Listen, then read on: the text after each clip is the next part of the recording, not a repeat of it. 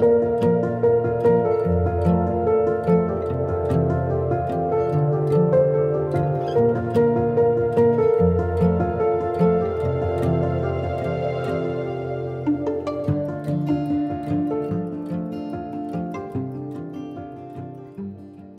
loves the arts, right?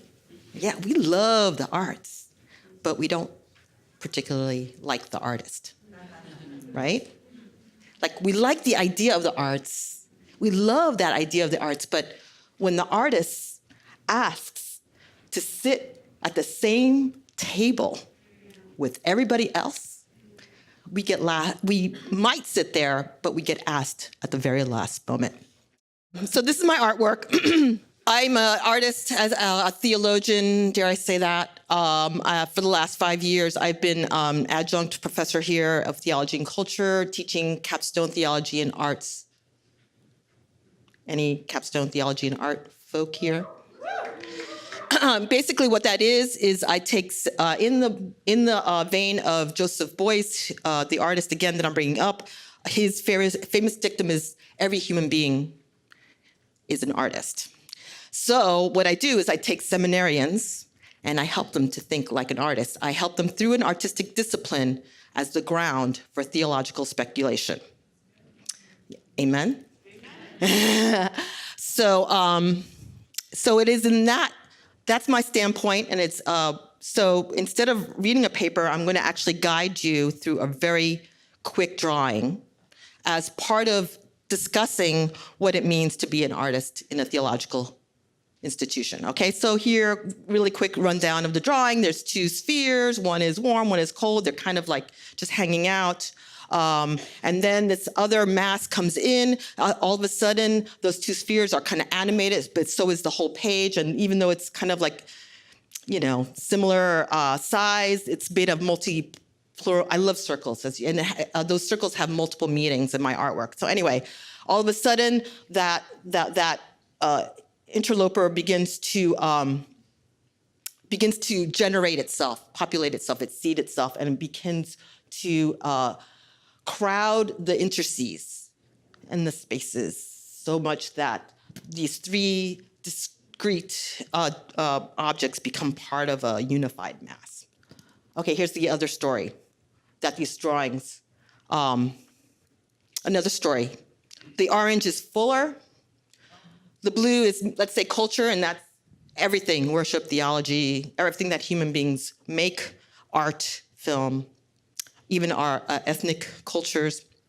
And then here is the, wow, it's going off screen. Here is the Brehm Center's vision statement. It is this vision statement that attracts a lot of creatives to a theological institution such as Fuller. And it's because for a lot of these individuals, maybe you're one of them, they have multiple points of intersection between these experiences of culture and them understanding that it has theological heft. And they come to Fuller looking for someone to connect all those multiple points of intersections because they also understand that underneath that that it undergirds Christian growth, spiritual formation. So they come here, right? And so basically, even though there's about 3 or 4 stances that this mission statement or vision statement kind of endorses, the one, because it is an academic situation, institute, the major thing that students experience here is the critical integration of worship, theology, and the arts. That's the main thing that happens here, okay?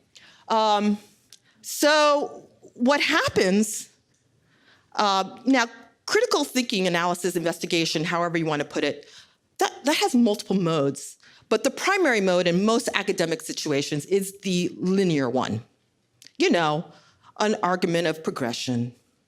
It's detached and distanced, so it can be unbiased, right? And so right away, so we do critical analysis of, film or literature, and it's already a step away. We don't enter actually into it. And so what gets skipped for a lot of these folks who understand that in the real world and through what they do in the world, something's happening, that the praxis or the making gets left out of that critical analysis.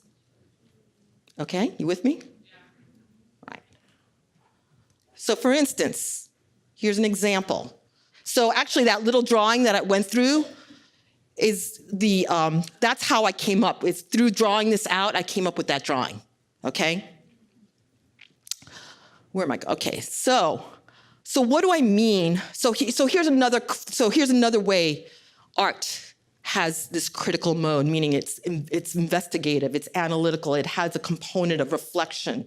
And so I'm going to go to my dissertation topic, Theaster Gates, down here. There's two things that he's doing here. I'm going to walk them out. The first is that that's his musical ensemble, the Black Monks of Mississippi. The word monks is in there purposefully because what they do is they usher into the white museum space.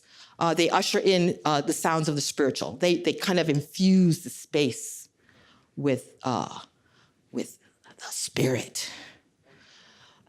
Okay, number two. You guys know Theaster Gates? Anybody out there? Okay. Okay, so tell me what that is behind there. What that piece is. Fire hoses, okay. These are his civil rights tapestries made out of decommissioned fire hoses, harkening back to the 1963 hosing of civil rights activists in Birmingham, Alabama. They're beautiful, and they're packed with critique and analysis and commentary.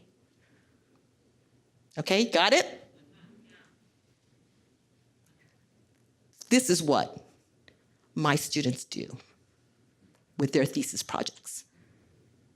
This is the way that my students do theology here at Fuller. So part of this critical mode is a praxis mode, okay?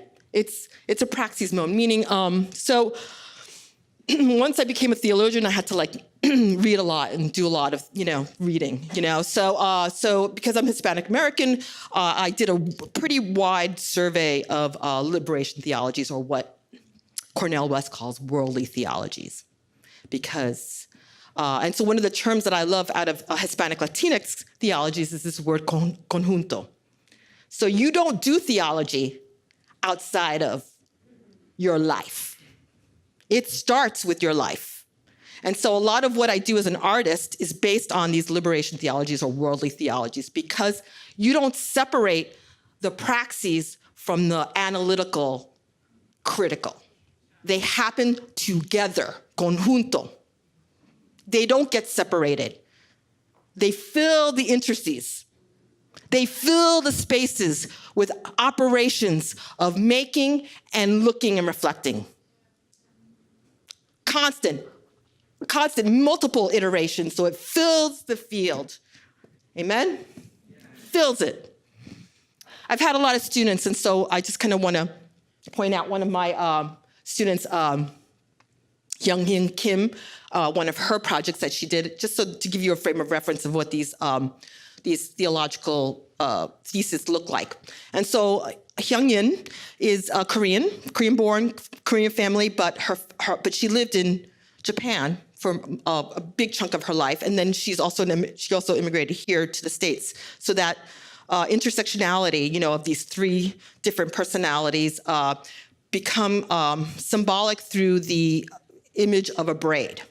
And so the first part of her thesis project was through a series of workshops that she works with people of varying ages. She gets to talk about difference and alienation and foreigner and what does it be to be a refugee or to feel different. And so the way she does that is through embodied creating these braids. So people could see that, you pick your braid and then you work in conjunction with another to make this one thing, this one strand.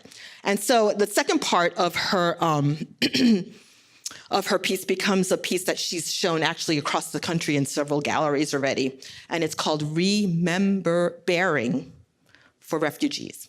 So that's an example of a theological thesis that comes out of Fuller. Those are all the titles that have populated the interstices of theology and art here at Fuller. We've been talking about walls, and I'm going to end with this image. And we're talking about walls, and we've been just deconstructing walls. This is a piece that I made. It was in chapel last year.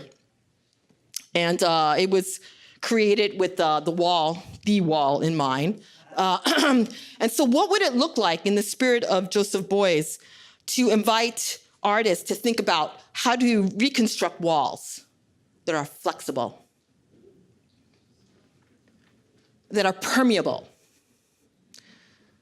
that are porous, that are made up of multiple panels, that allow for interrelationships, interreligious, multiple discourses. And that's it. Oh, here's the question that I ask my students, and here's the question that I have for you. What is the thing that you care about, that you want Christianity or theology to acknowledge? What is that thing that you want to think about, that you want to investigate, that you want to do critical analysis on? Now go think with your hands. Thank you.